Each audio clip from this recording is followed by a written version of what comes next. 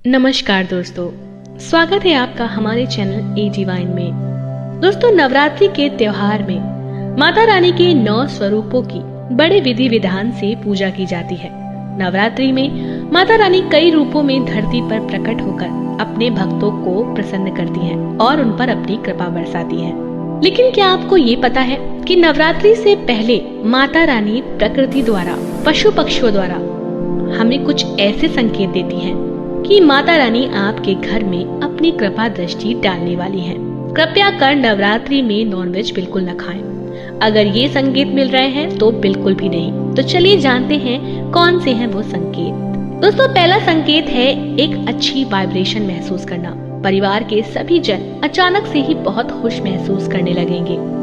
यहाँ तक घर का कोई रोगी सदस्य भी अपने आप को स्वस्थ महसूस करेगा, क्योंकि माता रानी आपके ऊपर अपनी कृपा दृष्टि डालने वाली है। दूसरा संकेत है अगर कोई गाय आपके घर में घुस जाए या बार बार आपके घर के इर्द गिर्द घूमे तो समझ लीजिए माता रानी आपके घर में विराजमान होने वाली है। अगर ऐसा है तो आप उस गाय को गुड़ चना जरूर खिलाएं। माता रानी प्रसन्न हो जाएंगी, क्योंकि गाय में 33 कोटि देवता निवास करते हैं। वो सभी देवता धरती पर माता रानी के दर्शन के लिए आते हैं।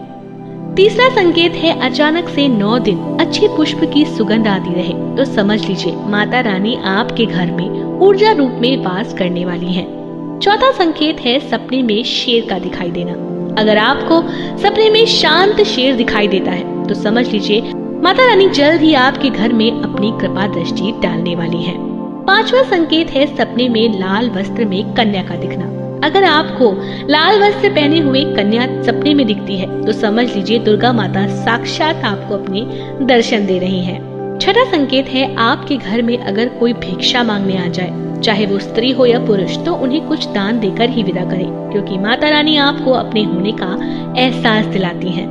नवरात्रि में घट स्थापना, कलश स्थापना, मंदिरों में जाना और माता रानी को खुश करने का संभव प्रयास तो हम सभी करते हैं। लेकिन कभी आपने सोचा कि कुछ लोगों के लिए नवरात्रि इतनी विशेष क्यों हो जाती है? नवरात्रि के दिन खत्म होते ही उनके घर में खुशियों का सैलाब कैसे आ जाता है? उनके घरों में ऐसा क्या विशेष होता होगा? दोस्तों, ऐसा इसलिए है कि माता रानी नवरात्रि से पहले जो संकेत देती हैं उनको वे समझ जाते हैं, और ना समझी में कुछ लोग ऐसा कर देते हैं जिससे माँ लक्ष्मी आपके घर में आकर भी नहीं आती। दोस्तों, इन संकेतों को लेकर आज मैं एक एक्सपीरियंस आपके साथ शेयर करती हूँ। दोस्तों, मेरी एक दोस्त थी जिसका एक एग्जाम बार बार क्लियर नहीं हो रहा था। वो कब से प्रयास कर रही थी लेकिन उसका एग्जाम क्लियर नहीं हो पा रहा था।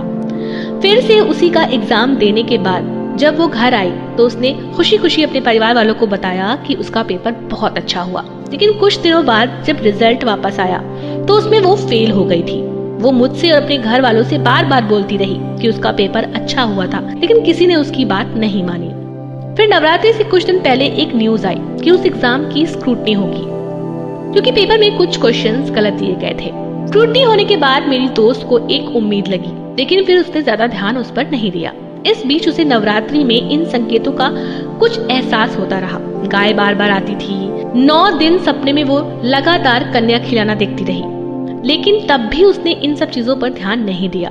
जब फिर से उस स्क्रूटनी के बाद रिजल्ट आया तो उसमें वो पास थी।